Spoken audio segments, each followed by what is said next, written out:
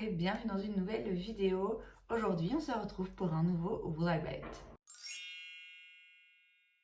Je vous rappelle le principe, chaque semaine, normalement, je me rends sur des pages Instagram pour aller checker les nouveautés, les dernières annonces et sorties en termes de make-up, skincare, beauté de manière générale et je vous donne mon avis. Alors, on va commencer avec la page Instagram de Trend Mood et la première chose que je vois, c'est la palette Love and Death de chez Nomad Cosmetics, qui est donc une palette pour la Saint-Valentin, j'imagine. Le thème amour et mort, je dois bien avouer que ça change un petit peu du côté romantique de la Saint-Valentin, c'est un petit peu plus sombre, pourquoi pas. Vous avez donc deux côtés de la palette, vous avez un côté avec des teintes plutôt rouges et roses, et de l'autre des teintes un petit peu plus qui tirent vers le gris, bleu et mauve. C'est pas une palette qui me parle particulièrement. Bon voilà, je trouve que pour une palette de Saint-Valentin, ça change un rien de ce qu'on a l'habitude de voir, même si ça reste quand même avec du rouge et du rose. Mais j'ai déjà dit la semaine dernière, bon, a priori la Saint-Valentin, c'est un peu ce qu'on attend. Donc ouais, rien qui me parle particulièrement, mais bon, pourquoi pas. Chez Real Techniques, on a la Daygleam Collection. Ce sont donc des pinceaux et éponges. Ça tourne autour de entre 11 et 20 $ environ. C'est donc des pinceaux, des éponges pour le coup très colorés. Il y a le manche tourne un petit peu. Il y a un petit détail dans le manche où, à mon avis, c'est quitte ou double. Soit du coup, ça facilite la prise en main, soit c'est hyper chiant. Je sais pas ce que ça pourrait donner. Moi, des pinceaux, j'en ai assez de toute façon. Mais bon, voilà, si ça vous intéresse, si vous êtes curieux, revenez me dire en commentaire si du coup le manche là change quelque chose ou pas. On a un nouveau produit chez Danessa Myricks. C'est le Yummy Skin Blurring Balm Powder Flushed Matte Color for Cheek and Lip.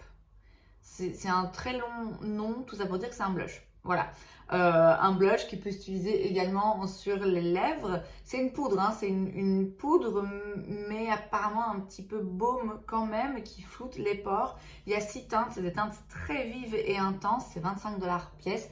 Je serais curieuse de voir comment ça se travaille, parce que les teintes, quand on les voit comme ça, on se dit waouh, ok, comment je vais faire pour estomper, comment je vais faire pour avoir un blush qui reste quand même flatteur et joli et pas trop intense. Danessa Myricks fait des produits pour les yeux pailletés que j'aime beaucoup, que je trouve absolument splendide avec plein de reflets, duochrome et tout. La gamme pour le teint, surtout la gamme Yummy Skin, je l'ai jamais testée. J'en ai entendu dire de très bonnes choses sur certains produits, d'autres pour lesquels c'est un peu plus mitigé. Je suis pas plus curieuse que ça, je dois bien l'avouer. Enfin, je suis curieuse de voir vraiment comment ça se travaille parce qu'ils ont l'air hyper intenses, hyper flash, mais pas assez curieuse que pour aller les essayer moi-même. On a ensuite un nouveau bronzer chez Jones Road Beauty. Alors là, pour le coup, ils ont fait simple pour le nom, ça s'appelle The Bronzer. C'est voilà, c'est cash, c'est clair. Il y a 7 teintes. LOL, c'est 35 $. Alors, je dis LOL parce que, bon, déjà, il y en a un qui est rosé. C'est même dans le nom, je pense. Hein. Ok, j'ai du mal à comprendre pourquoi un bronzer rosé. Ok, peut-être que c'est innovant. C'est tous les mêmes. Je veux dire, si tu fais cette teinte de bronzer, bah alors intensifie quoi. Fais des teintes vachement foncées pour les peaux noires. Pourquoi tu me fais cette teinte de bronzer que j'ai l'impression à voir les photos que je peux porter les 7 moi-même? C'est... Ouais, je comprends pas. Je comprends pas pourquoi faire cette teinte qui sont tellement similaires. Jones Road Beauty, c'est la marque de Bobbi Brown. Bobbi Brown, qui est une make-up artiste, qui a fait sa propre marque Bobbi Brown, qui a été rachetée par je ne sais plus quel groupe. Où du coup, je pense qu'elle a un peu perdu la main finalement sur sa marque. Elle a un peu dû la laisser tomber, je ne sais pas trop ce qui s'est passé. Quoi qu'il en soit, elle a ressorti une autre marque qui est maintenant vraiment la sienne, Jones Road Beauty, qui a fait des produits qui ont pas mal fait parler d'eux parce que des produits un petit peu particuliers, qui se veulent innovants, mais qui concrètement dans l'utilisation, si j'ai bien compris, sont pas toujours ouf, qu'on conviennent pas à tout le monde. Bah, et là, de nouveau, pour moi, ça convient pas à tout le monde. Voilà, clairement, il y a encore une fois une très large partie de la population qui est complètement oubliée. Ce que je trouve quand même dommage. Surtout, comme j'ai dit, quand on prend la peine de sortir cette teinte, quoi. À la limite, quand c'est une toute petite marque qui s'adresse à un marché bien particulier et qui financièrement ne peut développer que 3 teintes.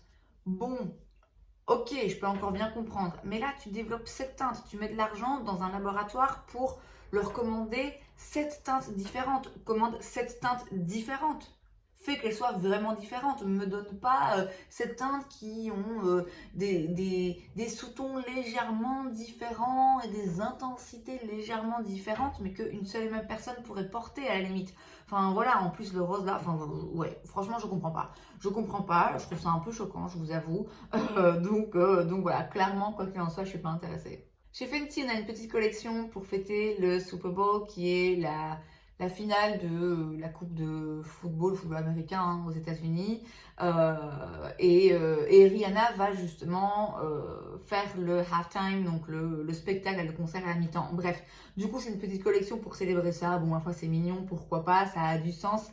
Vous avez une nouvelle teinte dans le Gloss Bomb, vous avez une éponge à maquillage en forme de ballon de foot américain, voilà, c'est mignon. Après vous avez un kit avec des petits formats mini, c'est rien qui me parle particulièrement. Après le gloss a l'air joli, bon les gloss Fenty sont toujours jolis de toute façon, moi j'en ai déjà donc j'ai pas besoin d'en avoir plus.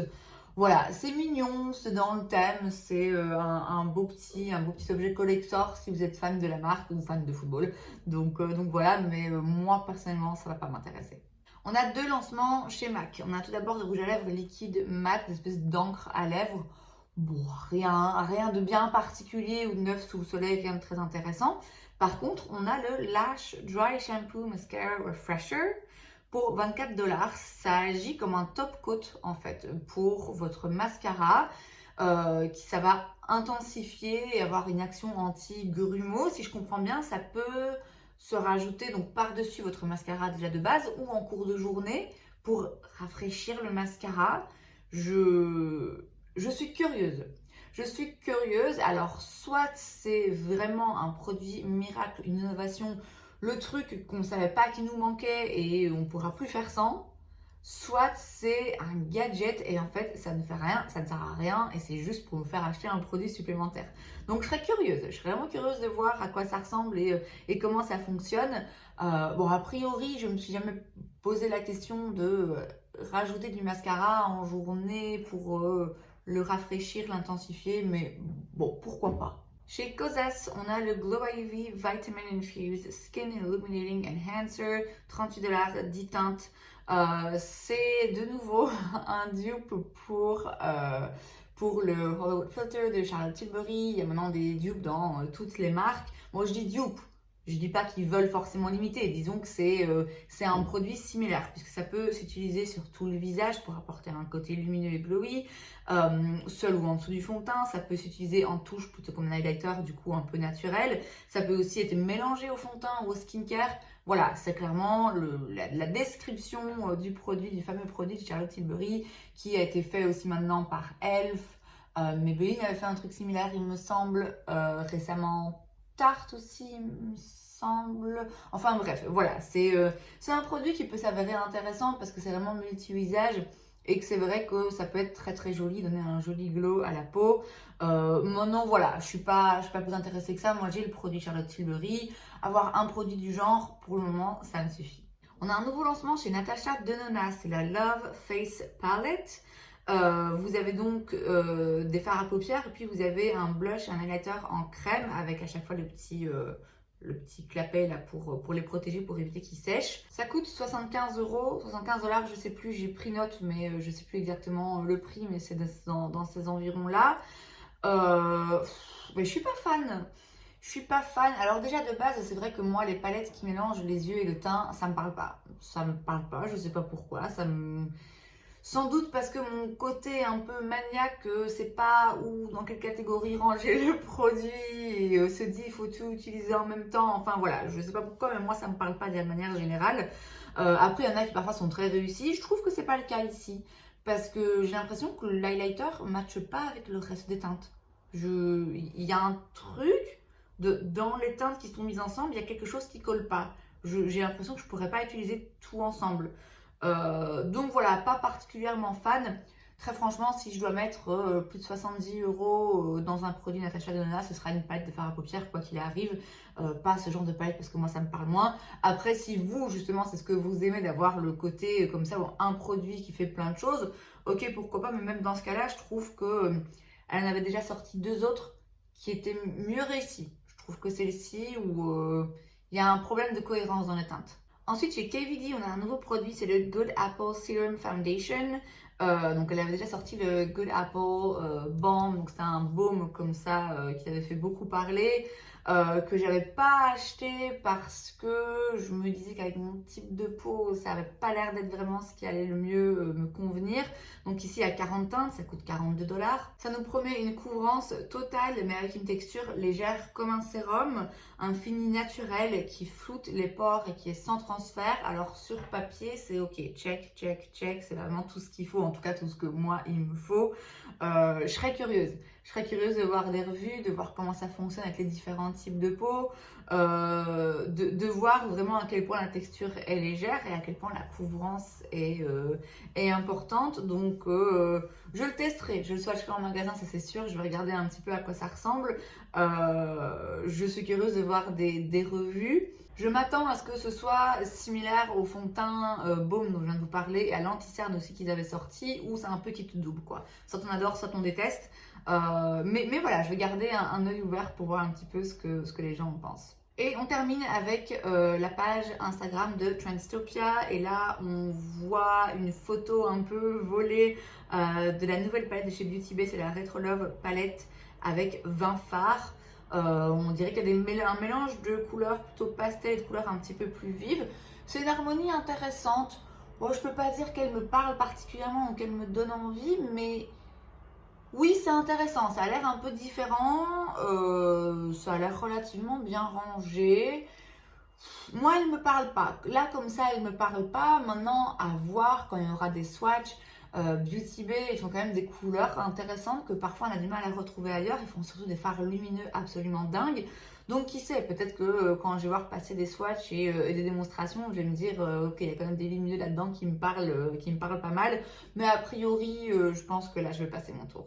Et c'est donc tout pour cette vidéo, j'espère que ça vous a plu. Si c'est le cas, n'hésitez pas à laisser un like. Vous pouvez aussi vous abonner à ma chaîne parce que c'est gratuit, donc pourquoi pas. Et moi, je vous vois la prochaine fois. Bye!